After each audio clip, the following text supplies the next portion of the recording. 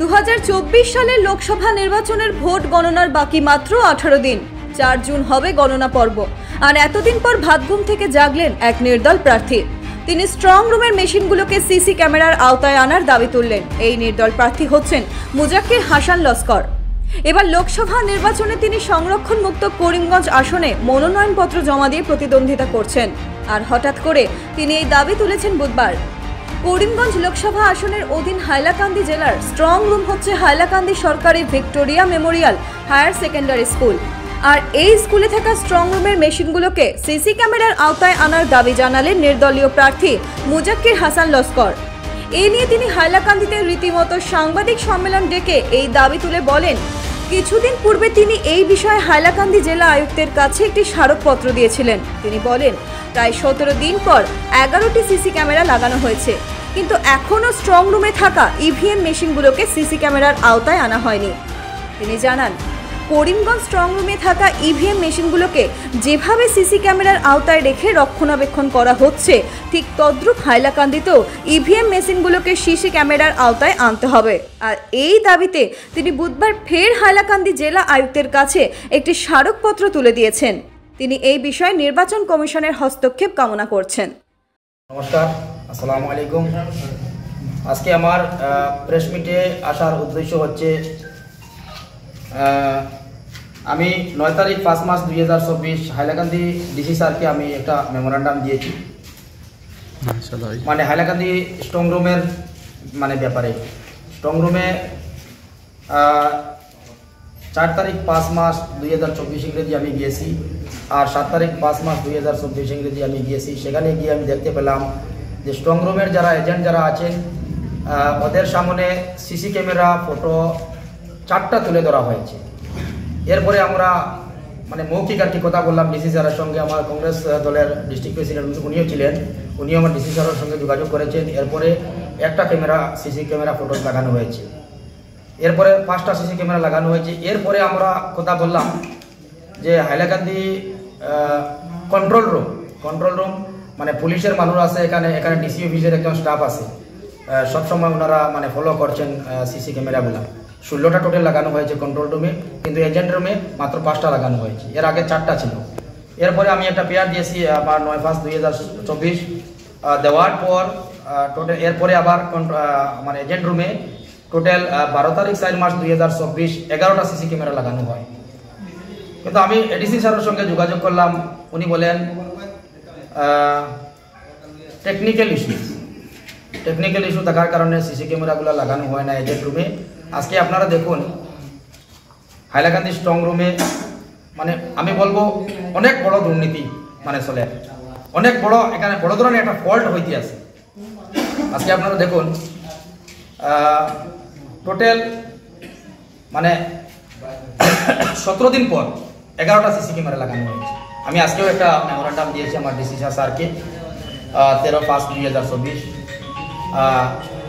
Reminder to the petition 9/5/2023 requesting to inquire the matters of strong room as I was raised to set up CC camera before the agent. Rightly next days other cameras installed before the agent, but not yet clear visuals of EPM notice. Please your direct interference and inquiry is prayed for এটা subject আর কি। Details আমি বলেছি DC স্যারকে আবার। কিন্তু বর্তমানে আপনারা দেখুন 17 দিন পরে 11টা সিসি ক্যামেরা লাগানো হয়েছে। এজেন্ট যারা আছেন ওনারা বর্তমানে 12 তারিখ থেকে দেখতেছেন 12/7/2024। এরপরে সিসি ক্যামেরা 11টা ছিল না, আর এর আগে দেখা যায় কি 4টা সিসি ক্যামেরা ছিল। এটা আমি এভিডেন্স আমি দিতে পারবো। আর বর্তমানে আজকের দিনে ইভিএম যেগুলা মেশিন আছে সেইগুলার এখনো পর্যন্ত সিসি ক্যামেরার বাইরে আছে, এখনো পর্যন্ত সিসি ক্যামেরার আওতায় নাই বর্তমানে আজকের দিন। এটা আপনারা মিডিয়ার মানুষ, আপনারা ডিসি স্যারের অনুমতি নিয়ে আপনারা গিয়েও দেখতে পারবেন। এটা একজোর মিথ্যা হইয়েন না।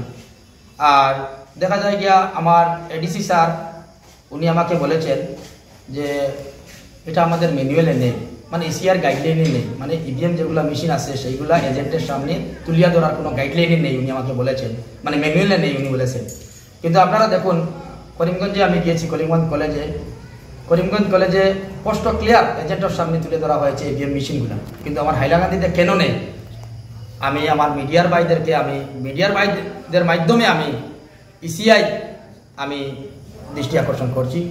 তোর সঙ্গে আমার ইলেকশন বিভাগীয় মানে যারা আছেন, ইলেকশন জড়িত যারা আছেন, এদেরও আমি দৃষ্টি আকর্ষণ করছি কেন হাইলাকান্দিতে নেই।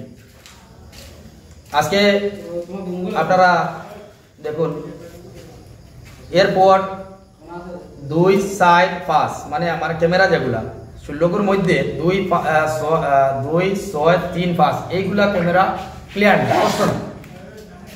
এটাও আপনারা ডিসি স্যারের অনুমতি লইয়া আপনারা মিডিয়ার মানুষ আপনারা দেখতে পারবা, কিন্তু স্পষ্ট এইগুলা মানে ক্যামেরাগুলা ক্লিয়ার দেখা যায় না। কিন্তু লিখিত দেওয়ার পরেও বিভাগে এত যে স্লো গতিতে এইগুলা জিনিস করে, টেকনিক্যাল ইস্যু দেখাইয়া এইরকম অনেক বড় ধরনের একটা ষড়যন্ত্র তারা করে। আমি মিডিয়ার মাধ্যমে আমি ইসিআই মানে আমি দৃষ্টি আকর্ষণ করি। আর এই ষড়যন্ত্রের পিছনে আপনি কাকে দায়ী করতে যাচ্ছেন বর্তমান উদ্দেশ্য?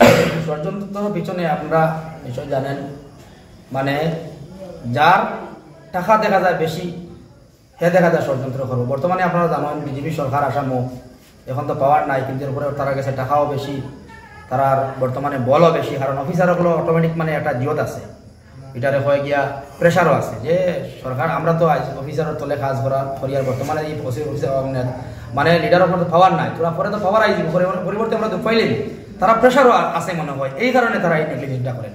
আমি বর্তমানে বিজেপি সরকারটা আমি দোষী, আর বর্তমানে যে বিজেপি যে সরকার কারণ সংবাদ মাধ্যমকে আপনি জড়িত করেছেন এখানে একত্রিতভাবে, তার উদ্দেশ্য হলো যে আপনি ইভিএম এ বর্তমানে হাইলাকান্দিতে চয়নায় হচ্ছে, এটাই 100%। দেখুন করিমগঞ্জে আছে কিন্তু হাইলাকান্দিতে নেই। ওনারা বলছেন ম্যানুয়ালে নেই, কিন্তু করিমগঞ্জে আছে।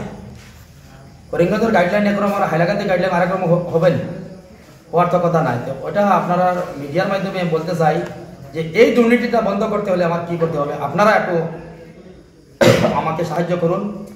মানে আমি বলতে চাই যে ভারতীয় জনতা পার্টি দল যদি হাইলাকান্দিতে, কারণ দেখুন 17 দিন পরে ক্যামেরা লাগানো হয়েছে, যদি ভারতীয় জনতা পার্টি দল হাইলাকান্দিতে হাইয়েস্ট যদি ভোট পায়, তাহলে আমি তো মেমোরেন্ডাম আগেও দিয়েছি, 9/5/2024, আর এরপরে আমি একটা দিয়েছি 13/5/2024, আমি হাইকোর্টে যাব যদি তারা ভোট যদি বেশি পায়। কারণ আপনি দেখুন বর্তমান 11 দিন পরে সিসি ক্যামেরা লাগানো হয়েছে, আপনার 17 দিন পরে সিসি ক্যামেরা লাগানো হয়েছে 11টা, আর এখনো পর্যন্ত আমার ইভিএম মেশিনগুলোর সিসি ক্যামেরা নেই। এবার 100% আমি কেস করবো বিভাগে যারা জড়িত আছেন তাদের উপর। আমি উকিলের সঙ্গে আমি অলরেডি আলাপ হয়ে গিয়েছি। প্রশাসনকে কোনো লিখিত অভিযোগ করেছে? লিখিত অভিযোগ করা আছে। কবে করছেন? আমার 9/5/2023 আর 13/5/2023। আইনের আশ্রয় নিতে বর্তমানে আমি তো আইনের আশ্রয় 100% নেব। যদি বিজেপি হাইলাকান্দি ডিস্ট্রিক্ট হাইয়েস্ট যদি ভোট পায়, তাহলে আমি 100% আমি আইনের আওতায় আমি যাব। আমি বলবো ওনারা চুরি করে গিয়েছেন, কারণ আজকে 17 দিন পরে সিসি ক্যামেরা লাগানো হয়। আজকে এখনো পর্যন্ত স্ট্রং রুমের ইভিএম মেশিনগুলো যেখানে রাখা আছে সেখানের কোনো সিসি ক্যামেরা ফটো নেই। Bureau report, NE8 news.